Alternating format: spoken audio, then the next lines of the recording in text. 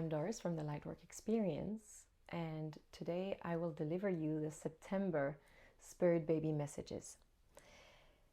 The first thing I heard when I connected was, I'm here. I'm here, I'm here, I'm here, I'm here, and I'm still here. And the energy from that soul was coming from a soul whom either a miscarriage happened or an abortion went on, but the soul wanted you to know that it's still here, as in it's still by your side, it's sticking around on the realm of coming onto earth. So once this happened, I realized, oh, there's a lot of information to give regarding miscarriages and abortions, and I had some questions on the channels about where do they go, what happens to them. So I'm going to address that, but first I'm going to give all the direct messages I received, and then we'll talk about miscarriages and abortion. The next direct message was, don't be scared to make big changes. You know that it's good for you. Don't use your logic, don't use your rationale, don't use your intellect to predict things. You're being asked to believe a little bit in the magic. There is magic even for you. It can happen. It's not happening just to the others. It can also happen to you. So it will, and it can happen. And if you are thinking or hesitating and making big changes, you're being encouraged to do so. The next one is that it's time for generational healing. You're being asked to explore your family tree. You're being asked to heal what your ancestors were not able to. So you need to go back in time. You need to go and explore what are the behaviors, what are the habits, what are the patterns that are being repeated from generation and generation. Whether it is during pregnancy or conception, sometimes the souls that are meant to come do not want to carry certain baggage. So you're being asked to clean the baggage so that they can come with different things to work on. They were saying that something that's good for that is called transgenerational therapy. Then you have family constellations, and you have, of course, spirit baby readings, because you might want to know first what the spirit baby wants to keep or does not want to keep as a baggage, what they'll have to work on or what you have to work on. Then the final message was, practice positive rituals. It's about doing and repeating certain things to help you get into the positive cycle. It's about training your mind, training your body to doing things that feel good. Some of the examples that I was given were yoni steam, lighting up candles, prayers. I saw flowers in all different forms, making flowers, displaying flowers, using them whether it's for a ritual or just simply for you or in your home. And then came the suggestions like womb healing and women's circle.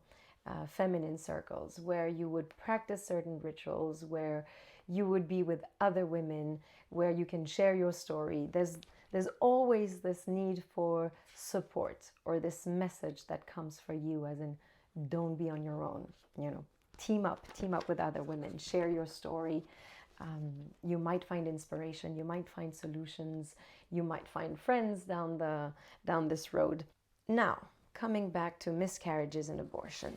So I'll tackle the miscarriages first. In miscarriages, some of you will ask, what happened? What went wrong? What's going on? There are many things that can stop a birth. It could be the free will of the baby. It decided that it was too soon to come, not the right timing.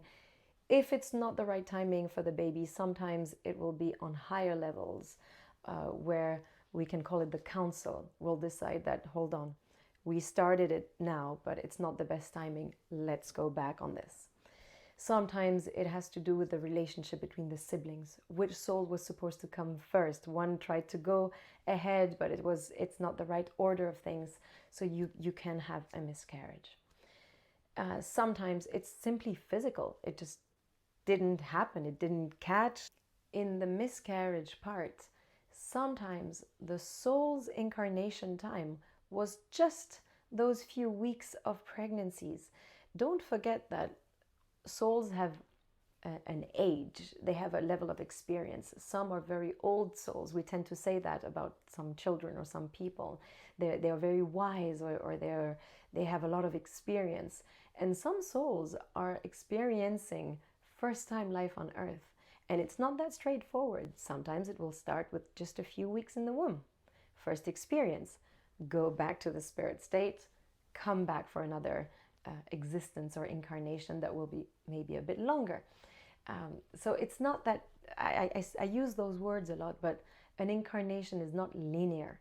It's about a lot of different layers and hundreds of thousands of parameters that will make a soul or a baby come at this time, at that moment, with that gender, with that genetic, with this baggage, and so on and so forth. So it all depends on the circumstances and your choices. Sometimes it's also not the right partner. It's not the right genetic, not the right partner for you, not the right history, so it will not happen. And it's kind of the same for the abortion. In abortion, everyone has free will. If it's the free will of the baby, then you call it miscarriage. If it's the free will of you as a human, it's called abortion. Even if you decide to abort, the soul could be on board with it. It could understand. It could say, it's not a problem. Sometimes it could be affected. It could be angry. It could be, not accepting the idea and being annoyed for a little bit. But it doesn't matter the emotion. The soul will again stick around because it's still this particular soul that is meant to incarnate with you and have a lifetime with you. So it's gonna stay around. And sometimes, because you've made certain choices, this soul is going to move on and another one will come. Now, one of you had asked, how do I connect with the soul? Now that I have aborted, I do want to connect with it. Do I go to the realm of the dead or do I go to the realm of the spirit babies? To make it simpler, call your spirit baby wherever you are. If you're in your bedroom, if you're in your living room, request for the souls to come to you rather than you trying to search in places that you don't even know what they are and where they are and how to access them. It's easier to do it the other way around. It's less stressful, less scary, even though there's nothing to be scared about. But I know that for some people, all this unknown can be a little scary. So call them to you and then try and have that connection, that communication with them. Say what you have to say, even if you're not able to hear their answers back. At least express yourself. Say what you would want them to hear from you.